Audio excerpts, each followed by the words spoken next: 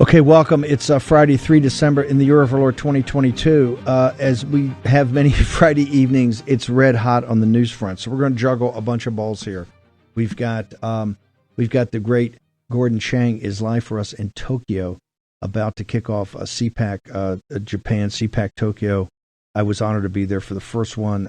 This one is very important. Couldn't come at a more important time for our great allies in Japan to hear from some of the top thinkers in America, and particularly about what's going on with the Chinese Communist Party. And so we're going to get to Gordan in a second. We got Darren Beattie here. We got the team that's been covering and really put forth all the corruption in malfeasance in Delaware County, Pennsylvania. We've got that. Matthew Tyrmand's going to be here on Brazil. We got breaking news there. Jane Zirkle. We have a special live stream tonight. We're also going to be live streaming some of the CPAC Tokyo events overnight also. So we're jam-packed tonight. Make sure everybody gets them on Getter, because after the show we're going to be doing live streams. I want to go first off, Crom. I want to make sure we get this sorted and get it sorted at the top of the show. Salty's been such a big seller to our audience and to the War Room posse, and I get feedback all the time. People love it. I just want to make sure, walk through and make sure they can totally understand and fully understand exactly what the order process is. What do you get? All of that, so it's firm in people's minds about the discounts and what they're paying for. Steve, I appreciate it. And so I'll go directly to the question that you're asking. Salty, if you go to salty.com, if you were to order a single bottle, it would be $29.95. But because of our relationship with the War Room, we have a special program for the War Room, and that's on our subscription deal, which, and by the way, our product works great, but it's like a daily vitamin. You have to take our product every day for it to be a benefit, and it's a great benefit. I've been taking the product myself for 18 years, and it has helped me manage my cholesterol, my blood pressure. I'm 74 years old. I take 0 prescription drugs. But here's what you do. You go to warroomhealth.com. This is our special deal. You go to warroomhealth.com, and that'll take you through War Room to Salty. But then when you order and at checkout, put in the code War Room, and here's what you'll get. Yep. You'll get, and this is for the subscription, you'll get $29.95 off your initial shipment, and that's a great deal. But then on an ongoing basis, the subscriptions are 3 bottles for the price of 2, and we pay the shipping, which means that instead of paying $29.95 times 3, the subscription price is $59.85. Now, we ship 3 bottles at a time. That's a 90-day supply. Yep. And then we hit your credit card one time every 90 days. And so it's less than 70 cents a day. Did I just lose Crom? Yeah. Okay. And I would suggest, real quickly, Steve, I'd suggest that your listeners, if you have any doubts about it, go to DuckDuckGo and just type in health benefits of theaflavin. That is our active ingredient, and we've increased its potency 20 times. So when you see the health benefits of theaflavin just at their regular potency, you can just see how important Salty is. So it's warroomhealth.com, warroomhealth.com, and use the code WARROOM at checkout. And I'm going to ask Grace and Captain Bannon to put that set of instructions. Let's get them up in all the live chats, because the live chats are on fire, and this product, because of the issue of people's hearts and the issue of people's cholesterol, has been a favorite to our audience. I want to make sure everybody gets the maximum discount, understands exactly what's going on. Great. Crom, thank you. Thank you for taking time away this morning and this afternoon to join us. I know I got tremendous feedback from your morning hit, so thank you very much. Appreciate it, Steve. Thanks very much. Salty. Yep. If Grace, Chang, and Mo can get on top of that and get it up in the live chat, I'd appreciate it. I want to go now to Tokyo live to Gordan Chang. Obviously, I think America is one of America's top analysts about everything related to the Chinese Communist Party. Gordan, first off, I was there for the first one. You were there for the first one, the inauguration of CPAC Tokyo. What is the message? Why are we having a CPAC Tokyo today? Why are we having it in December of 2022? And what is the message that you and others, I know Jason Miller's over there, some others, what's the message that you guys are bringing from the United States to our great allies in Japan? As you said, Steve, this is an especially consequential time. We have the Chinese regime. It's militant. It's moving on its neighbors. We always talk about Taiwan, but it's also the Philippines, India, and South Korea, and Japan. And we got to remember that it were the Japanese leaders in the first part of this century who were warning everybody, and we Americans and others were not listening. So you had Shinzo Abe, who is prime minister, who was assassinated in July, and Taro Aso, another prime minister, talking about freedom and how the free societies in Asia should work together. And today, that is embodied in the Quad, the grouping of Japan, the United States, India, and Australia. These are the messages that we're going to talk about, that we need to make sure that the Quad and other groupings of free societies are going to defend themselves from a militant China. As you see, look, and you've got Biden and what's happening in the Ukraine. They're looking for us to pay more. We've already put enough in. When you really look at the leaders, they're all in sync. But we look at the people in Italy and France and Germany. They're sitting there going, why we can't pay for heat ourselves? Why are we doing this? If you look at the Quad and you look at even beyond the Quad of the alliance around the littoral nations around the South China Sea and others, do you see? Maybe put it this way. What do you see as the unity of the people, not just the leaders? What do you see is that the people realize this is a common cause about what China is trying to do? China is obviously trying to control that area of the world and then pivot and control the entire Eurasian landmass with their partners, the mullahs in Persia, the KGB in Moscow, I think even Turkey, Pakistan, and maybe even Saudi Arabia. Are the people in Southeast Asia and in East Asia, are they as united as we need them to actually take on and confront the Chinese Communist Party? I think the people in East Asia have actually a more resolute attitude than their leaders. Their leaders are a little bit wishy-washy, and the reason is that they want to have a good relationship with Beijing, which I think is unrealistic, but also because they're influenced by their business communities. But when you look at the general populations in these countries, they have a better understanding of the nature of the communist regime. So that is a good sign. But obviously, we have to work on the political leaderships in some of these countries.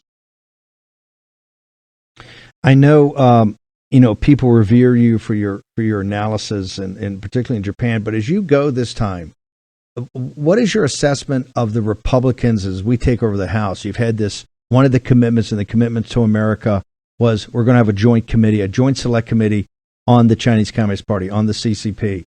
They've talked about today we're waiting for, Elon Musk is going to release all the receipts about the suppression of the laptop from hell. And as you know, 90% of that was about the financial control that the CCP, or the financial relationship the CCP had with the Biden family.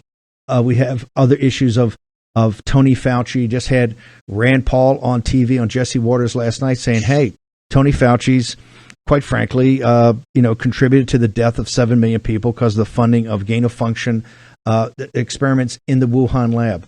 What message do you have to the people in Japan of how steely in the resolve, how resolute is the Republican Party going to be now that they control the House, Gordan Chang? Yeah, I hope that the Republicans will be resolute. I think that the idea of a committee, in a sense, is a good one. But, Steve, we don't need to study anymore. We know what China is doing to the United States. It's trying to bring down our country. It has killed Americans with COVID-19 and with fentanyl. And there already is the U.S.-China Economic Security Review Commission.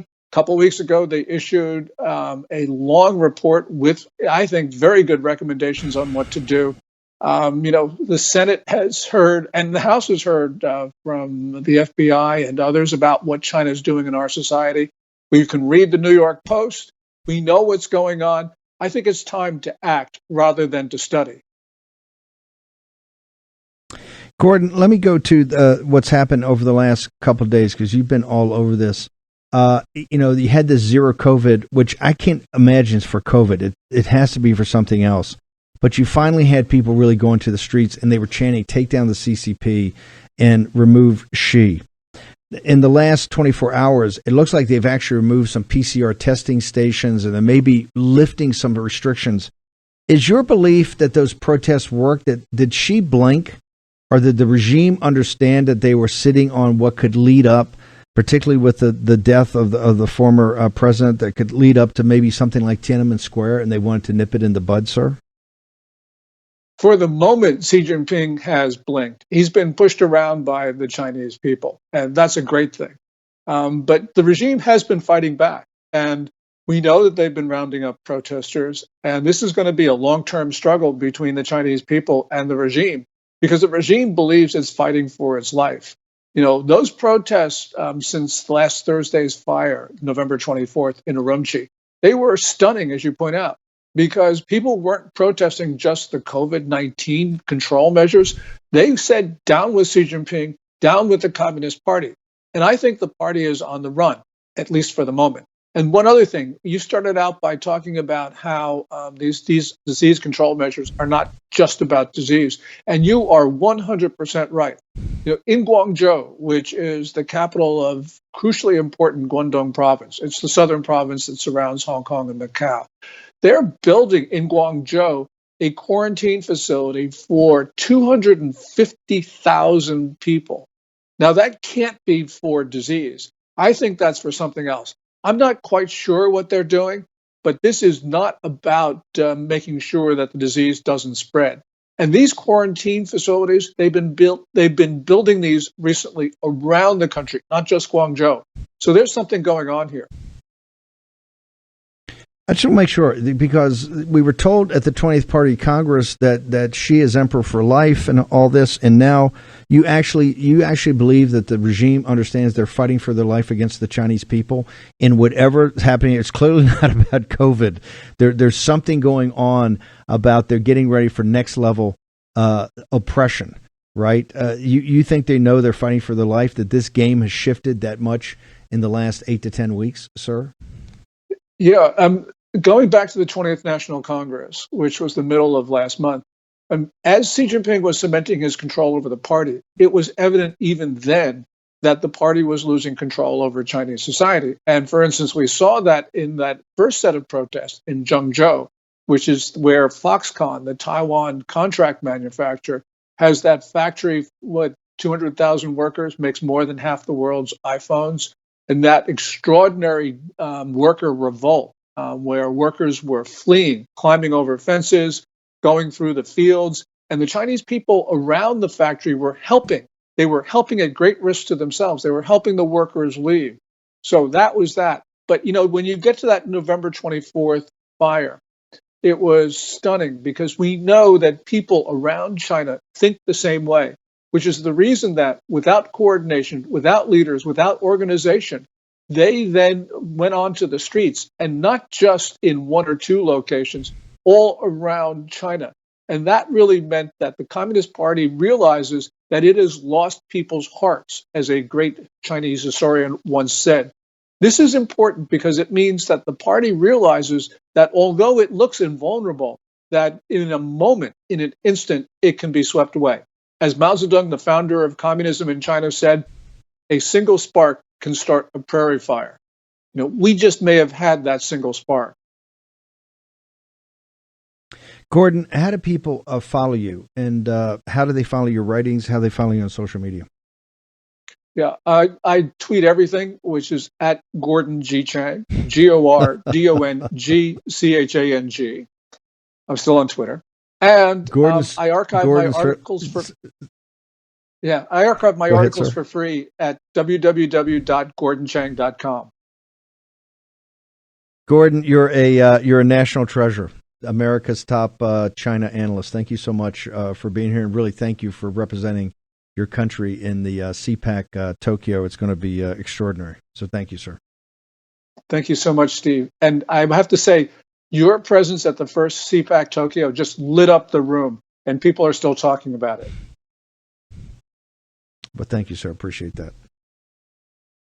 Would love to be there today, but we got work we got to get done in Arizona. Gordan, Chang, Jason Miller, and others representing. Matt Schlapp actually had some surgery, I think. Matt couldn't even make it over, but they got a great team over. We're going to actually, so tonight at 8 o'clock, we're going to do a live stream with Jane Zirkle on Brazil. Tyrmand's going to talk a little bit about that. We're going to do other live streams about the speeches and the talks that are going on at CPAC Tokyo. It's a vitally important conference, particularly given everything that's going on. Let me bring in Darren Beattie. By the way, we're going to go to Pennsylvania, to Delaware. We got Delaware County. We're going to talk about really election fraud and people have gotten to the bottom of it. We're going to go. We got Matthew Tyrmand on Brazil. We're packed, but I got to bring in Darren Beattie, a revolver. Darren, we've been following this. I don't know. Has Elon come up with, and this has you under why Jason Miller and Gordan Chang are there with our allies in Tokyo at this huge conference at CPAC, really talking about essentially America and Japan and our alliance in East Asia against the Chinese Communist Party. Elon Musk is doing something extraordinary today. He's putting forward the receipts of really the suppression of vital information before the 2020 campaign on the involvement of the Chinese Communist Party financially with the Biden family. Darren, has that? I've been on air. Has that happened yet? As far as I'm aware, it has not happened. I would expect it to have been kind of blowing up on Twitter. I guess it was supposed to happen at 5, and there's some kind of indefinite delay. They wanted to fact check on some things. So as of 1 hour ago, Elon tweeted, "We're double checking some facts, so should probably start live tweeting in about 40 minutes. And he tweeted that an hour ago. So I don't know if he's getting calls from mysterious figures telling him to reconsider his plan to lay out before the entire public just the dirty dealings that go on behind the scenes, how that censorship sausage is really made. Maybe it's just not for the public to see just how ugly and corrupt it is. So he's keeping us in suspense. I know we have you on here for this Holder blockbuster story and that, but I got to play. Do we have Memphis? Do we have? I want to play, brother, how they're pivoting already. This is from right before we came on air, right as we were coming on air. MSNBC. This is their take on Twitter right now. Let's go ahead and hear it. Is Twitter a national security threat? Well, online radicalization, whether it's radicalization to violence that is promoted by foreign terrorist organizations like the Islamic State, or whether it's radicalization to extremist violence based on anti-Semitism, anti-LGBTQ, racist comments, we know the statistics show it, the evidence show it, and our real-world examples show it, that this kind of online extremism leads to radicalization, it leads to recruitment, it leads to plotting, planning, and it leads to real-world violence.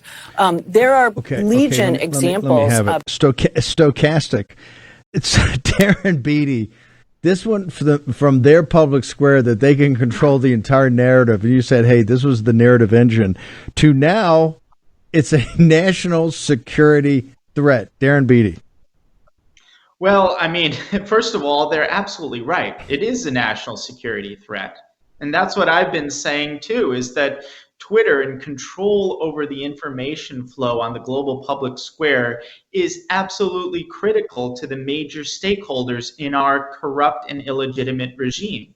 It's a regime that is so untenable in its corruption that it can't exist without a tightly controlled censorship regime. And so in a very real and a very literal and existential sense, it is a national security threat what Elon's doing. And that's why from the very beginning, I anticipated a very kind of severe backlash from the regime. And I think he's only started to see the very beginning of it. And just for that particular commentator, I just have to say, Mary McCord, I'd never heard of her, but there are some faces that just, the physiognomy transports you back to like Puritan New England, and you think like it's going to be a witch burning thing. She has this, I know I'm mixing metaphors here, but she has that like Quaker face that is positively like colonial, and it just like, there are echoes of like ancient trauma there of like women clamoring for the witch to be burned.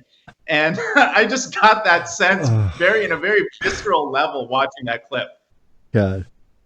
Media Matters. You got a free shot on goal on that one. Just go for it. Just go for it. Just go for it. It's a Friday. It's a Friday afternoon. The sun's over the yard arm. I want to go to your, before we lose you. And by the way, Darren's going to be up and doing the Elon Musk. We got Natalie Winters on the trigger, Mike Davis. Mike's going to be on Laura Ingraham tonight. So everybody's deployed. Everybody's on this. I happen to think, since I do know a couple of lawyers, a couple of senior people around Elon, I would anticipate some people are saying, hey, look, dude, we can't put this stuff out right now because this is going to be so litigious. This got national security implications. It's got legal implications. The board and the management team should be sued to ad infinitum on fiduciary duty. This thing is so complicated. But we'll see. It's Elon Musk, and, he rolls the way he rolls. He's putting chips in humans, so, hey, he can, he's changing Homo sapiens, so he can do it. I got to go to the Eric Holder because I want people over the weekend to jump into this, because it shows you in Arizona, you're seeing how Perkins Coie, Mark Elias, the judges, they're in perfect, it's like synchronized swimming. They're so good. Tell me about Holder and your big story on Revolver. Yeah, this is a huge piece on Revolvers. People following the Elon saga know there was a recent kerfuffle with Apple, and Apple is one of the many considerable levers that the regime has against Twitter because they hold such a dominant share over app distribution. And I think like 80% of people use Twitter use it on mobile phones. So it's a big deal, the leverage Apple has to say, hey, we could potentially cut you off from the App Store. And there's a precedent for that, which happened under Parler. And in fact, the disgraced and recently departed trust and safety head of Twitter, a guy called Yoel Roth, basically penned a piece in the New York Times in a thinly veiled fashion saying this is precisely the next step that should be taken in order to cripple Twitter. And so this piece, which is white hot right up in Revolver, we take a look behind the curtain. We show you how the sausage is made. We say, well, who is the trust and safety equivalent at Apple who would be critical to the decision-making process as to whether to basically deplatform Twitter? And the current one has basically no internet footprint other than a wedding registry. And so can't say much about her, but her immediate predecessor, there is a fascinating and indeed scandalous paper trail. And just to long story short here, Apple is the biggest company in the world. It's got like a market cap of $2.4 trillion. They had anyone in the world that they could have chosen to be their head of trust and safety, which is the glorified sort of Orwellian title for their chief censor, the person in control of all content moderation decisions. Of all the people in the world they could have picked, you'd think they would at least pay lip service to fairness and choose somebody with at least the appearance of a disinterested approach to contest moderation. But no, they pick an individual called Margaret Richardson, who got her start on the Obama campaign and Women for Trump, was on the Obama transition, and then from day one, January 2009, not women for Trump, women for Obama. Sorry, women for Obama. Sorry, Trump is on my mind. Yeah. You can't get him out of your mind. Women for Obama. She's not a Trump person.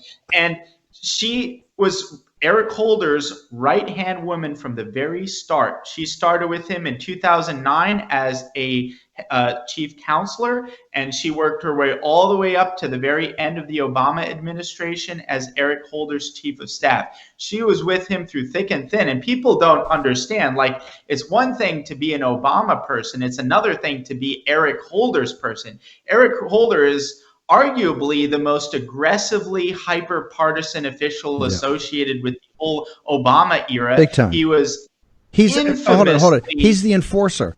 He's the wartime consigliere. He's the enforcer. Absolutely. Of Obama. And so this is the woman head of trust and safety. Trust, by the way, how do you trust a woman who was standing by Eric Holder's side while he was doing Fast and Furious, basically this illegal operation to run guns to Mexican drug cartels because we wanted to support the Sinaloa cartel? And, this was like, there's so many dirty things that she was involved with. And she's not just some kind of ally of convenience to Eric Holder. It's really amazing. After the administration, how people jump ship like just before the administration ends to cash in. Well, both she and Eric Holder went to Covington, the law firm where they, cashed in together. Yep. Then they went together Covington to Burley. Airbnb. And then they went together to she followed him everywhere. And so they're just joined at the hip. And she was the one responsible for these key decisions, including Apple deplatforming Parler. So she's just, her story is interesting and scandalous in its own right. But the broader context here is it really shows you what a scam the whole trust and safety mafia is that they're appointing literal, hyper-partisan Obama officials to be the arbiters of content on multi-billion, and in Apple's case, multi-billion-dollar companies. But you connected the dots here brilliantly. How did people get to you on social media over the weekend, Darren Beattie? Social media at Darren J. Beattie on Twitter. Revolver is on Getter at Revolver News. But to read this definitive piece and to share it, go to revolver.news. It's right up on top. Read it tonight. It's free to share. We need everybody to be a force multiplier. You're going to see how the system works. She's one of the apparatchiks. That's the enforcer. That's why it's a joke. This thing at Apple's a joke. She's a commissar. Darren Beattie, thanks. Thank you. We're going to go to see how other apparatchiks roll in Delaware County, Pennsylvania, how they shifted it from red to blue next in the War Room.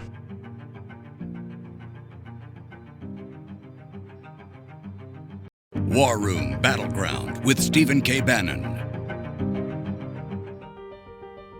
Okay, you talk about battlegrounds. It's Arizona and Pennsylvania. I've said that from the very beginning. They're the keys that pick the lock in this. And I keep telling people, if you have some sort of fantasy that about 24, and we don't talk about 24 because we've got so much work to do in the lame duck and what's going to happen in 2023 at the beginning. This fight is here and now.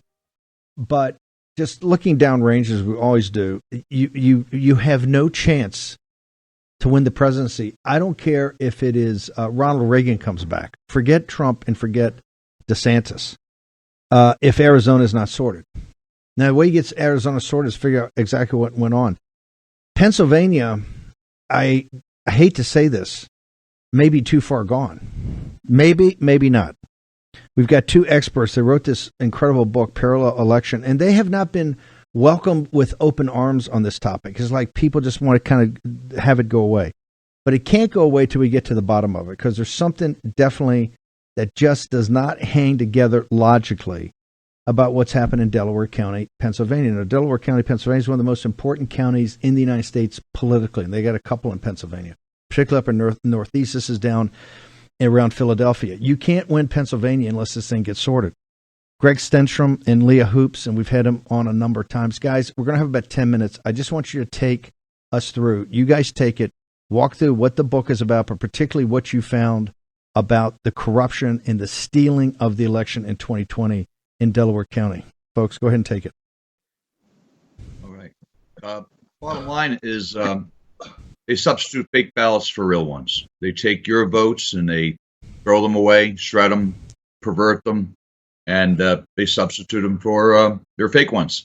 And then what they do is they say count the fake ballots that they've inserted and block every effort to investigate, while they destroy the forensic pedigree of where the fake ballots came from. So that's it in a nutshell. They break these procedures designed to protect our vote, and they create surface area for fraud.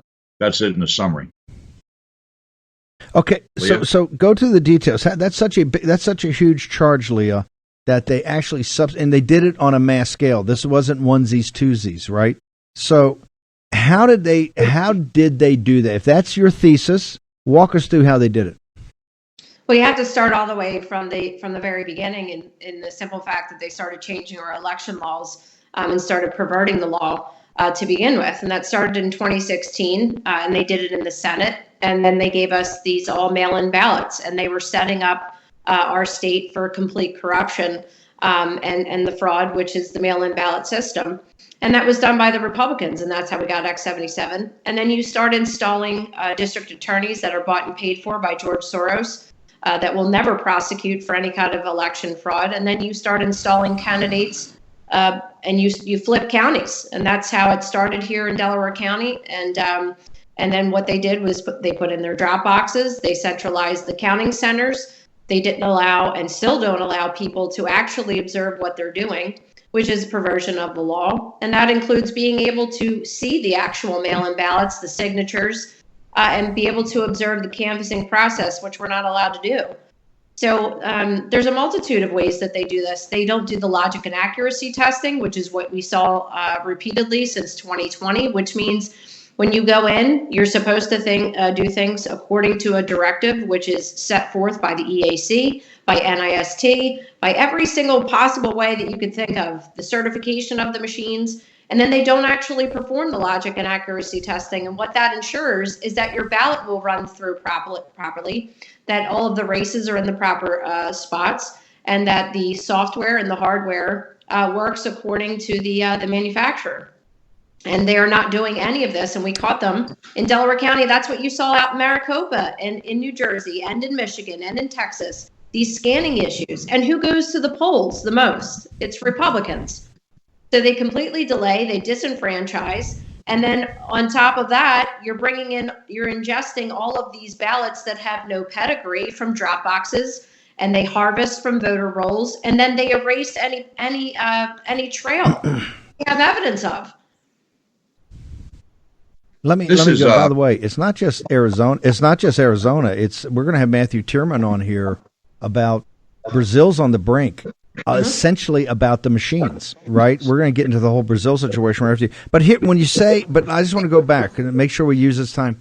When you say on a mass basis, they substitute votes for the ballots that they created. Number one, walk me through how they substituted it, and then number two, how they actually created their own ballots.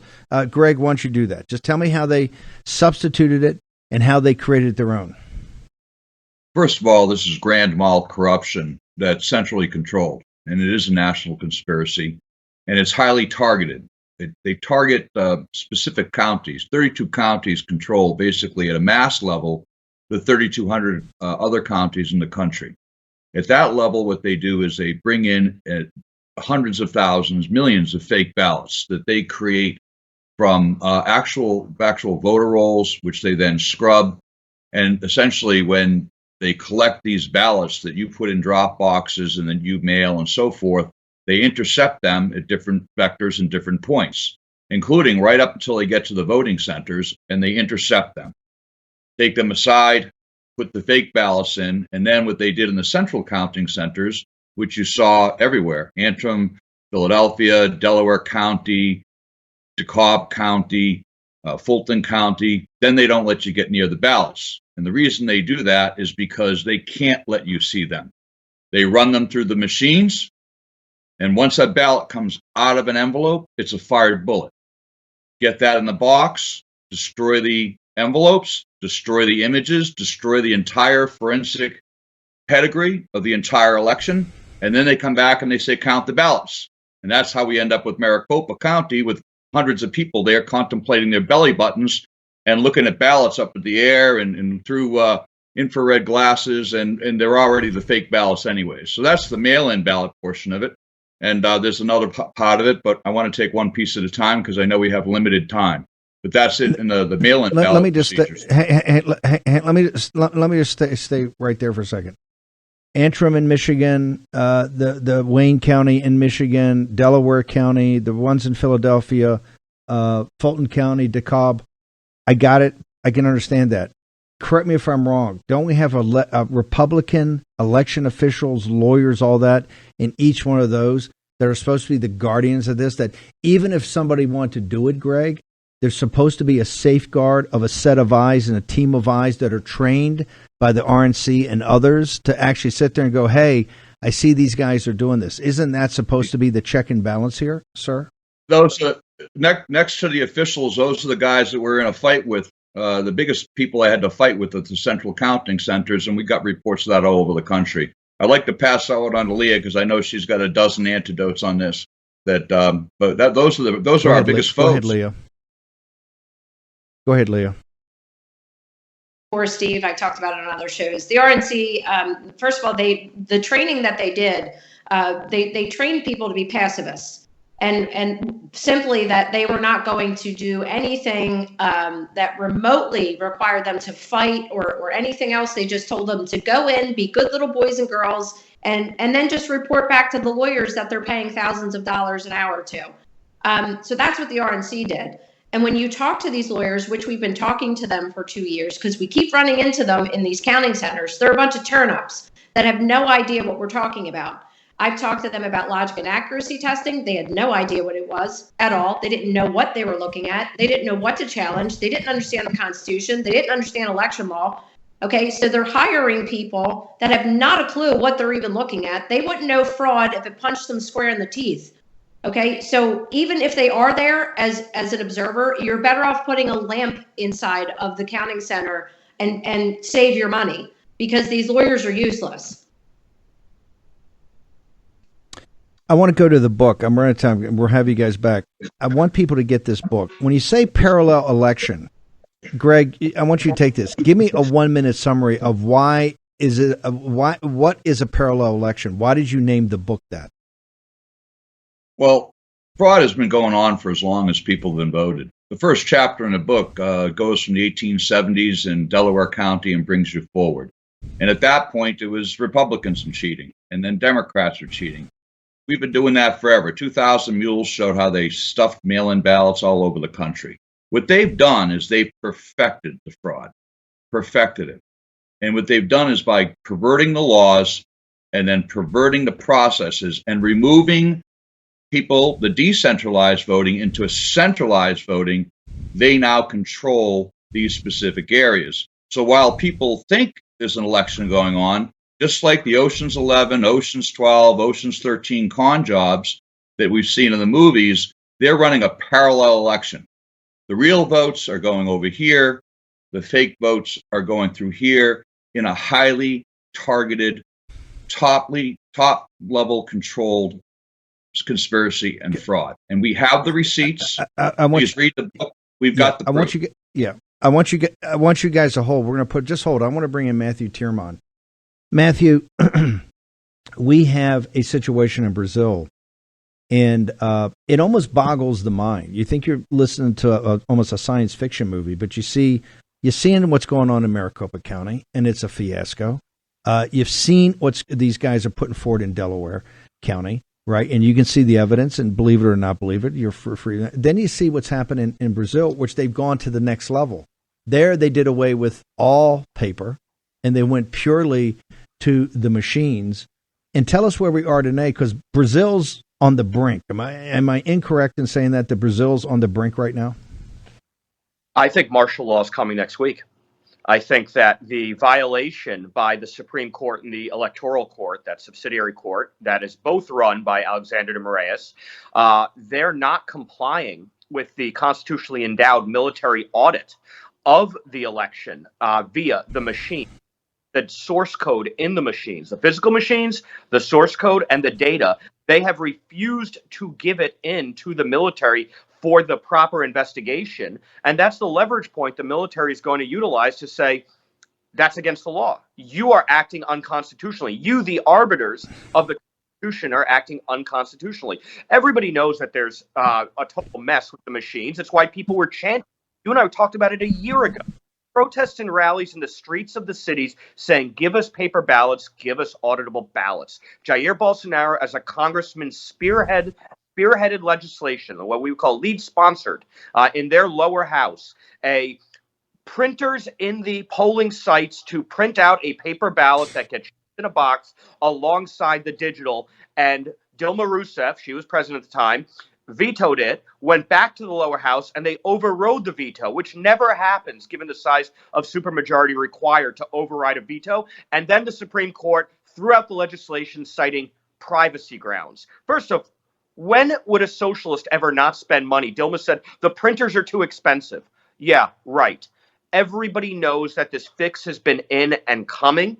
We all know in Latin America, the voting machine system that came out of Venezuela in 2000, that was used in Brazil in 2016. That source code, I assert, is still being used, being machined and engineered out of the election overseers that are all tied to Lula. that are all via the electoral court that is filled with the Lula, Dilma, Temer appointees, political appointees.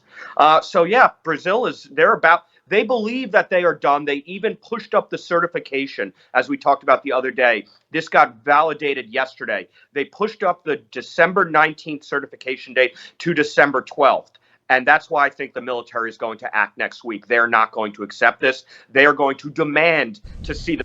And if they have to use force, so be it. That is their constitutional role. They're the military. They're not candy stripers in a hospital. They are endowed with force for a reason. And Article 142 allows them to adjudicate these separated power disputes. And the judiciary is where the dispute is emanating from.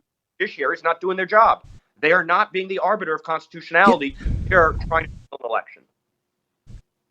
How did we get into a situation in Brazil, an advanced nation, where we're arguing, they're even talking about martial law because we're arguing about source code and data, given all the problems that have existed in other countries and in the United States about this central topic? How could we be in a situation where it's on the edge of potential martial law because of source code and data, sir? I think it goes back to the Sao Paulo Forum. How is Latin America? I was thinking about this today. You and I have talked about the Sao Paulo Forum ad infinitum, even ad nauseum. Why was it founded in 1990? Well, the great deliverer of Marxist revolutions and the securer, the stimulator, the sponsor was the Soviet Union all through the 20th century. In 1989 to 1990, the Soviet Union fell, and the Sao Paulo Forum was formed by Lula and Fidel Castro. Fidel and Cuba was the bulwark. That was their breeding ground for Latin American Marxism. They've been trying to inject it with varying levels of success from the 60s and 70s on. We saw what happened in Chile and Argentina, and you'd have the radical Marxist movement, then you'd have a radical reactionary movement in response. We saw, obviously, Pinochet. We saw some of the things that go on in the violent opposition to the Marxist takeover, and it was ugly. But the Sao Paulo Forum, chartered in 1990 when the Soviet Union fell, did a great job. They took the best lessons of Gramsci and Marcuse and the culture war issues to inculcate and indoctrinate in the youth, and they put in people all over Latin America. We've gone through the list: Chavez and Maduro, Morales in Bolivia, now Petro in Colombia, and Boric in Chile. And they claim, they say this openly, the Lula people say this openly, their big mistake when Lula and Dilma ran the government for almost 15 years was we didn't gut the military. They won't make that mistake twice. This is what Chavez did in 2000. He sent the military people who had some level of independence to the gulags. This is what Stalin did when he took power. He got rid of the Leninists. This is what Mao did. Well, Lula, they screwed it up a little 15 years ago. Thank God for it. And the military is now the last edge of defense of a constitutional republic, a scaled-up constitutional republic in South and Latin America. And if the military doesn't act, and I've said this on your show before, and it may seem overly reactionary, they're going to the gulag first. Their heads will roll under the guillotines of the Robespierres, our contemporary Robespierres. So I think that they will be forced to act, and they will act. And I have sources on the ground saying that the reservists are being activated right now, starting yesterday, in smaller and mid-sized cities. They're going around, they're picking them up. You can already see videos, and I'll get them to camera and to air for tomorrow's show, of tanks being transported to strategic points and chokeholds around the country. I think by next Wednesday or Thursday, they're going to put a letter in front of Bolsonaro and say, sign this and activate us. We believe that we have to, according to the Constitution, to act right now and go after these machines, go after these judges, arrest them, and then the house of cards will fall. All of the lower apparatchiks who executed the conspiracy will buckle quickly because they're weak-willed to start with. These are not strong people. They're functionaries and execute what they're told. Real quickly, we're going to have you back on tomorrow morning, but just in 2 minutes, how did Biden congratulate Lula in the first 24 hours? And Jake Sullivan, our CIA's already been down this summer. I understand Jake Sullivan is scheduled to go down next week, the National Security Advisor. Why is the United States government, why this is uncertain, the Brazilian people in the streets with millions of people, why are they inserting themselves? They're the same level of nervousness that you're seeing from this court by pushing up the certification date. Our NSC and our State Department and our CIA, they know what's going on as well. They know that it's coming to a head. As I said the other night on Tucker, it's coming to a head, and they are going to take proactive action. But you know what? Brazil is still sovereign. And if the Brazilian military acts with or without Bolsonaro's pen stroke, I think that constitutionally to invoke 142, he's going to have to sign off on it, which means you're going to have the global, the globalist class from the UN to the EU to Washington to the media. All of a sudden, they're going to start focusing on Brazil. It's been memory hold. The revolution will not be televised. Yeah. They will start focusing on it the second the military engages. And then it's going to be up to, the alternative media, us, you and my networks, Paulo Figueiredo, Alan Dos Santos, to make sure that we find those contemporary conservative players that are up against the same things and have a position of strength at this moment. The Poles, the Hungarians, maybe the Swedish the Republican Party. We better get Republican congressmen vocal. They haven't said anything. The only one said is Santos, Crickets. Congressman-elect. Crickets. No one else. Crickets. Give me your social media, particularly Twitter and Getter, where people can get to you, because the next 48, 72 hours are critical. Yeah. At Matthew Tyrmand, MATTHEWTYRMAND. Shout out. We're doing a rally in downtown Miami, 4th and Biscayne at 6 p.m. tomorrow, a Brazilian rally, protesters, marchers, the whole works. We're going to have Alan Dos Santos speaking. I'm speaking. Jimmy Levy, whose song Welcome to the Revolution has become the anthem of the Brazilian spring. He's Miami-based and based. We're going to live stream that on Getter. We're going to have you on tomorrow morning. We're going to live stream at Getter, 24-hour coverage, nonstop. We got a special at 8 o'clock on the War Room Getter account. Jane Zirkle will be hosting. Amazing personages from Brazil are going to be there. Matthew, thank you so much. See you tomorrow morning and probably tonight later on these Brazil on the Brink. Leah, you see the reason you have to read this book and we have to sort this out. We don't want to be where Brazil is. And trust me, I don't like the trend I'm seeing. How do people get your book, Leah, and how they find you on social media? You can find us on www.patriot.online. We both have our profiles there. I'm also on True Social as the Delco Patriot. And you can get the book at www.parallelelection.com. You can also find us on Amazon and Barnes & Noble as well. And we're also on Facebook. Greg, do you have a social media account? Patriot.online at Gregory Stenstrom and Facebook Gregory Stenstrom as well. Thank you, Steve. We'll have you guys back on to do another part. Thank you so much. Everybody get this book, Parallel Election. Okay, we're going to be live on War Room tonight on Getter, and then back here tomorrow morning at 10 a.m. for the Saturday edition of War Room. You're not going to want to miss it. See you then.